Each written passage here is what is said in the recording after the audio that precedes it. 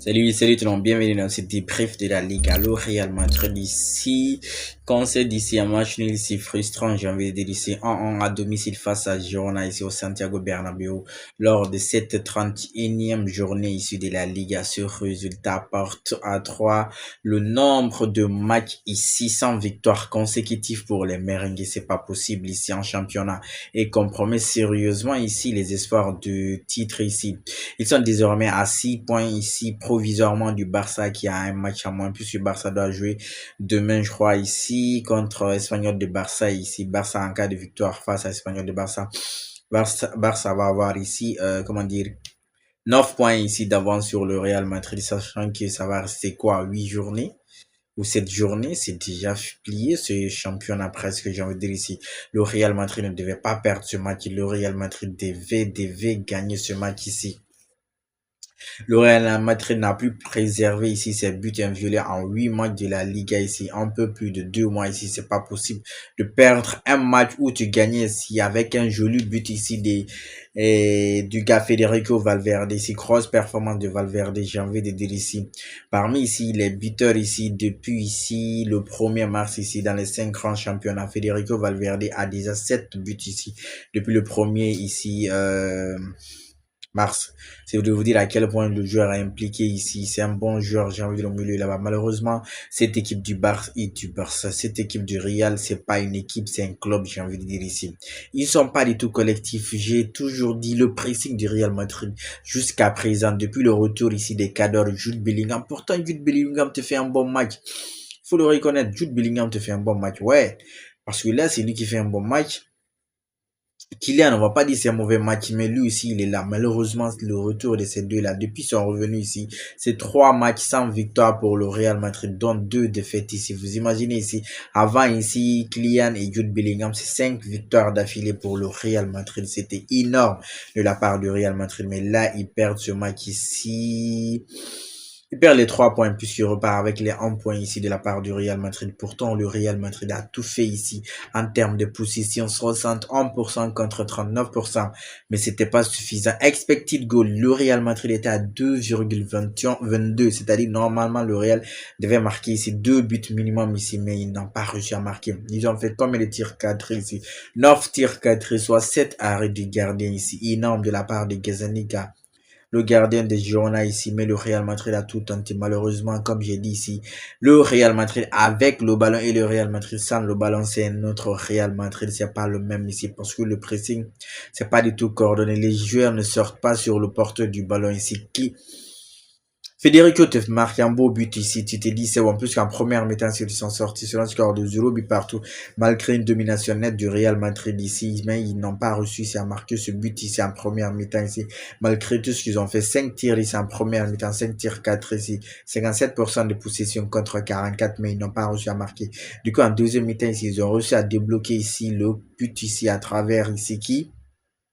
Federico Valverde ici. Federico Valverde, les matchs qu'il te sort, mais j'ai envie de dire ici, le gars, s'il est sur une bonne lancée ici, Federico Valverde à la 51e minute ici, offre le score pour le Real Madrid ici. Son tir de loin est mal négocié par le gardien Girona parce que le gardien, normalement, ce ballon, il devait le boxer, mais il fait comme ceux qui jouent au volleyball. Il voulait, comme ça, il voulait repousser le ballon. Du coup, Paulo Gazzaniga qui laisse échapper le ballon dans ses filets ici, ça faisait 11-0 ici pour le Real Madrid à la 51e minute ici. Vous marquez, vous gagnez normalement. Vous allez repartir avec les 3 points et mettre la pression sur le Barça. Le Real allait revenir à 4 points du Barça. Maintenant, qu'est-ce qu'ils font à la 62e minute ici? C'est Thomas Lemar ici, ancien joueur ici de Monaco et de l'Atlético de Madrid qui vient ici égaliser pour Jonas d'une super frappe depuis l'extérieur de la surface de réparation. Depuis l'extérieur, comment est-ce que lui, il peut frapper sans qu'il se fait prendre ici? Regardez très bien le but ici de Thomas Lemar. D'accord, au départ de l'action, Brahim Diaz a fait un bon match, il faut le reconnaître. J'ai envie de dire ici, tout son match, il était dans les remises, dans une touche de balle ici, il revenait aider les ailiers, il a bien joué, j'ai envie de dire ici. Normalement, moi, je le vois titulaire dans le match contre ici et City, ainsi que Bellingham. Mais sur le but de Lemar, Brahim Diaz était venu aider ici le gars, le latéral gauche ici, j'ai envie de dire ici, Garcia, Garcia qui joue sur le côté, là, en lieu et place ici de Ferland Mendy et de l'autre, la Franck Garcia. Il était venu aider Franck Garcia. Il y avait Kamavinga et un peu plus haut, il y avait Jude Bellingham qui revenait tout doucement. Le gars, il a le ballon. Là, Lemar a le ballon. Il continue de pousser devant lui. Normalement, le premier qui devait sortir sur lui, c'est qui? C'est Brahim Diaz. Brahim Diaz devait sortir sur lui puisque le joueur sur qui il était venu attaquer lui n'a pas le ballon. Donc, il devait sortir sur Thomas Lemar ici. Il n'est pas sorti. Là, il s'est mis à marcher tranquillement là-bas, tripoter, comment dire, à trottiner là-bas. Un peu devant là-bas, il y a Jude Bellingham. Jude Bellingham aussi pouvait venir. Normalement, avec une équipe qui attaque en même temps ici, ces deux joueurs devaient venir directement ici, fermer ici la possibilité de frapper ici à Thomas Lemar. Non, ils se sont arrêtés, ils se sont regardés comme si voilà quoi, c'est pas le Real Madrid ou c'est pas un match important ou c'est-à-dire le but est assuré, il allait partir avec les 3 points. Non, Thomas Lemar a poussé, personne n'est sorti sur lui. C'est quand Kamavinga s'est rendu compte que Brahim Diaz ne sortait pas sur lui, Jude Bellingham aussi ne sortait pas, lui c'est là, lui aussi décide maintenant de venir contrer ici Thomas Lemar. Mais c'était trop tard, Thomas Lemar avait déjà engagé ici. Et le gars, le gardien ici, lui ne pouvait rien faire. J'ai envie de dire, lui il a dit, vous deviez sortir sur lui. Brahim Diaz et Jude Bellingham devaient sortir sur ce joueur. Maintenant, ils se sont mis à le regarder. C'est pas possible. Il a égalisé. Ça faisait ici 1-1. Le Real ici partage les points avec ici Girona. Le Real Madrid a dominé la possession et les occasions, surtout en première mi-temps, mais a manqué de précision et de réalisme. Girona a bien organisé défensivement, ça c'est, on le sait, tous les clubs qui vont jouer contre Barça Real, c'est toujours comme ça, a profité d'une erreur de concentration madrilène pour revenir au score. Parce que si les deux là étaient sortis sur lui, je suis sûr, il allait tenter autre chose, soit retour ou bien donner une passe. Malgré la position en fin de match ici, les Blancos n'ont pas réussi à trouver ici la faille. Et malheureusement, le Real Madrid ici domine largement, mais manque d'efficacité. Girona 12e au classement réalise une bonne opération en arrachant ici un point contre un gros. J'ai envie de dire ici, ce nul laisse les merengues dans une situation délicate, vraiment dans la course au titre. Là, le Real Madrid laisse des points ici au Barça en cas de victoire de même.